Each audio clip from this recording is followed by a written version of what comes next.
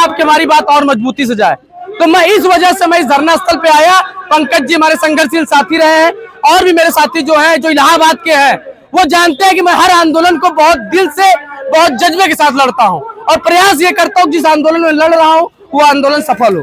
मैं इस आंदोलन को मैं बस इतना उम्मीद करता हूं कि यहाँ पर आया हूं, प्रभु श्री महाकाल से भी मैं इच्छा करता हूं कि आपकी मांग 5 से 6 दिन के अंदर पूरी हो जाए और आप सब जिस प्रकार से रात दिन लाइब्रेरी में आप पर जो सिविल वाले लड़के हैं, मैं देखा हूं एक सिविल में आरओ की नौकरी पाने के लिए, एक पीसीएस एसडीएम आईएएस बनने के लिए व्यक्ति को 16-16 घंटा, 18-18 घंटे, 14-14 घंटा पढ़ना पड़ता है। मैंने यहां तक देखा उनका संघर्ष कि बेचारे अपने माँ बाप को, अपने भाई को, अपने दोस्त को, अपने परिवार को भूल जाते हैं। इसलिए भूल जाते हैं कि आगे का जीवन हमें सफल बनाना है, आगे के जीवन अपने समाज में, अपने घर में, अपने परिवार में इस जज्बे के साथ कि मेरा बेटा, मेरा भाई, मेरा भतीजा आईएएस बन गया, एसडीएम बन गया, आरओ बन गया है।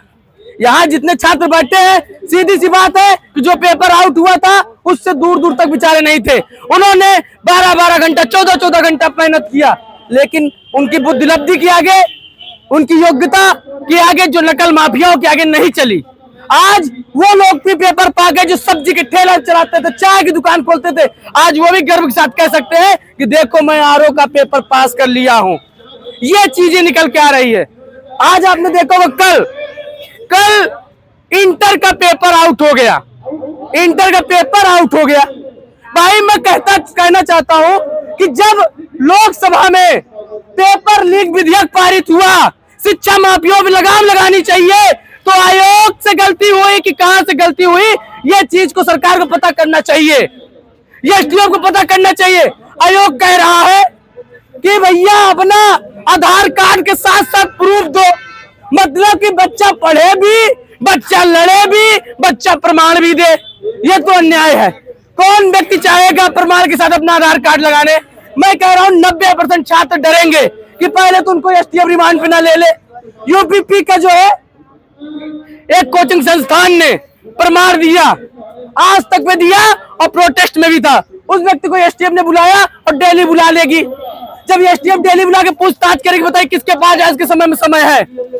आप बताइए आज के समय में किसके पास समय है कि लखनऊ बुलाए, इलाहाबाद बुलाए एसटीएफ, नोएडा बुलाए जा सकते हैं आप? कौन पैसा आपको देगा? ये स्थिति है कि आप अपनी लड़ाई को भी लड़ने के लिए इस बेरोजगारी के दंश में आपको ईमानदारी से लड़ना पड़ेगा। बैकग्राउंड सपोर्ट कोई नहीं मिलता है। मैंने देखा है कि जब मैं आंदोलन कर रहा था लखनऊ में 22 में, उस समय मेरे ऊपर मुकदमा नहीं किए। जब 22 का आंदोलन होने के बाद इन्होंने मेरे खिलाफ महानिदेशक के द्वारा एफआईआर करवा दिया। बताइए मेरी क्या गलती थी? आप लोक सेवा आयोग में जाकर के बार बार बोल रहे हैं पेपर लीक हुआ है, पेपर लीक हुआ है। उस समय तो आपको चिन्हित कर ले, लेकिन बाद में मुकदमा करा देंगे। आपको दर्द होगा कि नहीं दर्द होगा? यही हुआ मेरे साथ, सेम टू सेम यही हुआ। 2022 में मैं नई शिक्षक भर्ती के लिए लड़ाई लड़ रहा था। उस लड़ाई में मेरे साथी काफी मदद किए। हजारों की संख्या में, 10,000 की संख्या में विधानसभा घेराव हुआ और घेराव होने के बाद 17,000 का लिखित आदेश मिला कि भर्ती का जारी होगी, लेकिन भर्ती तो मिली नहीं। लेकिन मेरे ऊपर अपर शिक्षा निदेशक के द्वारा मुकदमा करा दिया गया। बताइए कि जब आप नौकरी मांगने जाए और आपके ऊपर अधिकारी द्वारा मुकदमा हो जाएगा, तो बताइए कैसा आपको प्रतीत होगा?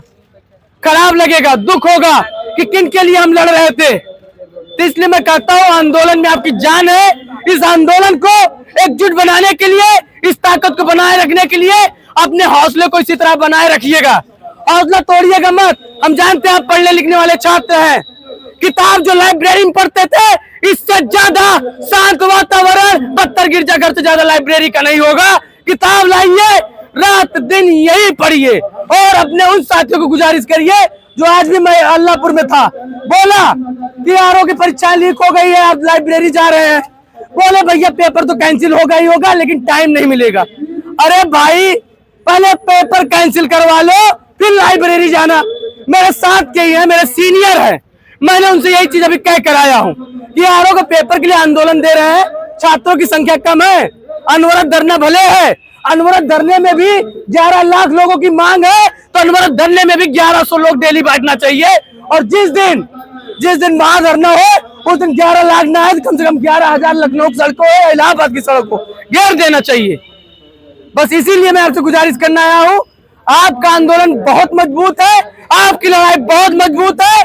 बस केवल इसी आंदोलन को 2-4 दिन बनाए रखिए, जरूर आपकी जीत होगी। मैं आपसे वादा करके जाता हूं। धन्यवाद। लगातार यहाँ पे अनवरत प्रयास कर रहे हैं धरना को लेके, लेकिन हमारी मांग सुनी नहीं जा रही है। ना आयोग सुन रहा है, ना प्रशासन सुन रहा है। हम लोग लगातार यहाँ पे बैठे हुए हैं। हम लोग के साथ बहुत समस्याएं हो रही है। हमारी बहनें, हमारे भाई सभी लोग बैठे हुए हैं। हम यही अपील करना चाहते हैं सरकार और आयोग से भी कि जो यहाँ पे समस्याएं हो रही है लाइट को लेके और हर चीज़ को लेके, उसको कम से कम हम लोग को अवेलेबल कराने की प्रयास करें, ताकि हम लोग अपने धरना प्रदर्शन में अच्छे से अपना धरना प्रदर्शन दे सकें। और हम जो भी साक्ष्य मिले हैं, हम आयोग को और सरकार को, शासन प्रशासन को यही अवगत कराना चाहते हैं कि जो भी साक्ष्य मिले उस सारे साक्ष्य के आधार पे सही से सही जांच हो और हम लोग के मतलब हित में कार्रवाई हो, क्योंकि हम लोग यहाँ पे लगातार बैठे हुए हैं। हमारी मांग को कोई नहीं सुन रहा है। यही मेरा जो है अनुरोध है कि जो है हमारा जो लीक पेपर हुआ है इसको रद्द करें, रद्द करके इसकी डेट घोषित करें, क्योंकि समय बहुत ज़्यादा खराब हो रहा है हम लोगों के पास समय नहीं है। 2023-24 पीसीएस लगा हुआ है 17 मार्च का।